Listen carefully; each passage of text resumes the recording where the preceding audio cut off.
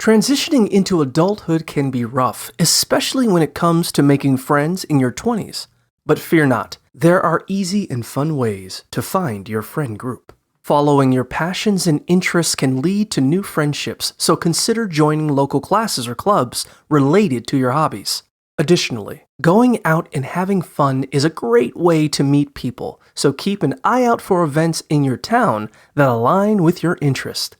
Don't be afraid to attend these events alone, as it can lead to unexpected connections. Opening yourself up to new opportunities and saying yes to things can lead to more bonding opportunities. Volunteering in your community not only helps you meet new people, but also allows you to give back. Building relationships with familiar faces you encounter regularly, such as at the gym or coffee shop, can also lead to new friendships.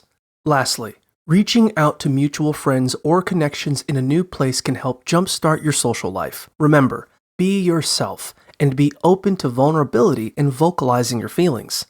Making friends may take time, but know that you're not alone in experiencing the challenges of change during your 20s.